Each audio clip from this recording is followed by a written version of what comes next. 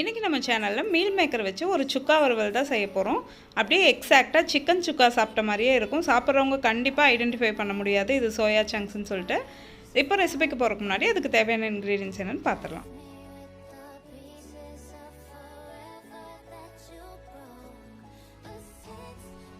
First வந்து நம்ம meal மேக்கரை நம்ம ஊற போட்டுடலாம் தண்ணியில். அது நல்லா ஊறணும். அதுக்காக நான் வந்து ஒரு 3/4 பவுல் அளவுக்கு இன்றைக்கி நான் எடுத்திருக்கேன். இந்த மாதிரி குட்டி குட்டியாக இருக்குல்ல, சின்னதாக இருக்கிற சோயா சங்க்ஸ் தான் இன்றைக்கி நான் வந்து எடுத்திருக்கேன். ஸோ நீங்கள் பெருசு கூட எடுத்துக்கலாம். பெருசு எடுத்திங்கன்னா அது 2 கட் பண்ணி போடுற மாதிரி இருக்கும்.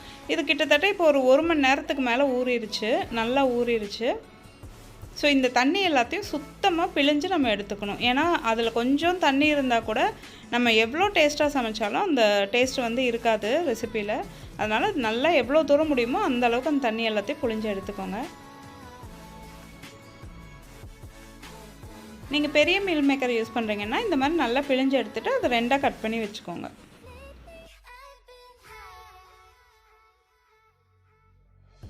இப்போ எல்லா மீல் மேக்கருமே நம்ம இந்த மாதிரி பிழிஞ்சு எடுத்தாச்சு. இப்போ வந்து ஒரு பேன் ஹீட் பண்ணிவிட்டு அதில் நல்லெண்ணெய் சேர்த்துக்கிறேன். நான் ஒரு 3 டேபிள் ஸ்பூன் அளவுக்கு நல்லெண்ணெய் சேர்த்துக்கிறேன். அதில் 2 பிரிஞ்சி இலை இந்த மாதிரி சின்னதாக கட் பண்ணி போட்டுக்கோங்க.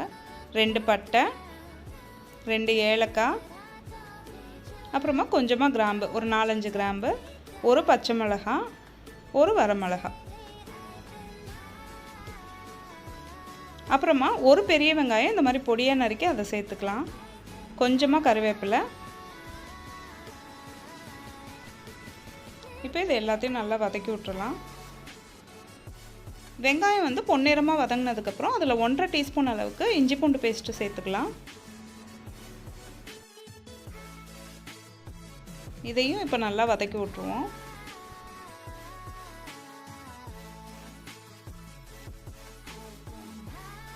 இது கூட ஒரு மீடியம் சைஸ் தக்காளி இந்த மாதிரி பொடியாக நறுக்கி சேர்த்துக்கலாம். அதுக்கப்புறமா இந்த வெங்காயம் தக்காளிக்கு அளவாக கொஞ்சமாக உப்பு சேர்த்துருக்கேன் வதங்குறதுக்காக. பின்னாடி நம்ம மீல் மேக்கர் போட்டதுக்கப்புறம் தேவையான அளவுக்கு உப்பு சேர்த்துக்கலாம். ஒரு 2 நிமிஷம் மூடி போட்டு இதை மூடி வச்சாச்சு. இப்போ நல்லா தக்காளிலாம் நல்லா சாஃப்ட் ஆயிடுச்சு. இப்போ இதுக்கு தேவையான மசாலாலாம் ஆட் பண்ணிடலாம்.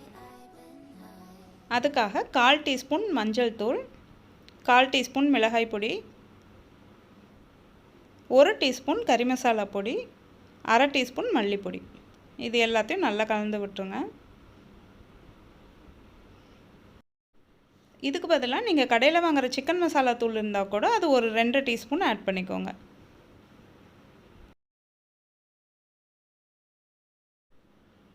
இப்போ மசாலாலாம் நல்லா மிக்ஸ் ஆகி எண்ணெய் பிரிஞ்சு வந்துருச்சு. இப்போ நல்லா ஒரு தொக்கு கன்சிஸ்டன்சி நமக்கு வந்துருச்சு. இந்த டைமில் நம்ம அந்த தண்ணியிலேருந்து எடுத்து வச்சுருந்தோம் இல்லையா மீல் மேக்கர், அதை வந்து சேர்த்துக்கலாம். இதை ஒரு வாட்டி நல்லா கலந்து விட்டுறலாம். இதுக்கு தேவையான அளவுக்கு உப்பு சேர்த்துக்கலாம். இப்போது கொஞ்சமாக தண்ணி சேர்த்துக்கலாம். ஏன்னா மீல் மேக்கர் வேகிறதுக்கு ரொம்ப நேரம் ஆகாது, ஆல்ரெடி நம்ம ஊற வச்சு எடுத்தனால.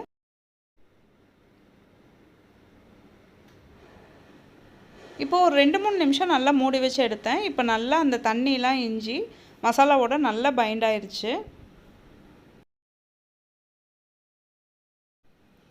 அதுக்கு மேலே கொஞ்சமாக கொத்தமல்லி இலை, கொஞ்சமாக கரம் மசாலா, அதுக்கப்புறம் 1 டீஸ்பூன் அளவுக்கு நெய், இது எல்லாத்தையும் சேர்த்து ஒரு வாட்டி கலந்து விட்டுருங்க.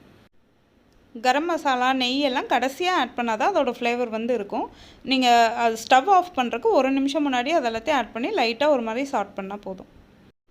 அவ்வளோதான், நம்மளோட வெஜ் சுக்கா வறுவல் ரெடி ஆயிடுச்சு. கண்டிப்பாக இந்த ரெசிபி உங்கள் வீட்டில் ட்ரை பண்ணி பார்த்துட்டு எனக்கு ஃபீட்பேக் கமெண்ட்டில் சொல்லுங்கள். இந்த வீடியோ உங்களுக்கு பிடிச்சிருந்தா உங்கள் ஃப்ரெண்ட்ஸ் கிட்டலாம் ஷேர் பண்ணுங்கள். நீங்கள் இதுதான் ஃபர்ஸ்ட் டைம் நம்ம சேனல் பார்க்குறீங்கன்னா மறக்காமல் நம்ம சேனல் சப்ஸ்கிரைப் பண்ணிக்கோங்க. கூடவே பக்கத்தில் இருக்க பெல் ஐக்கான் ப்ரெஸ் பண்ணிக்கோங்க. அப்போ தான் நம்ம போடுற வீடியோஸோட அப்டேட் உங்களுக்கு உடனே கிடைக்கும். Happy cooking.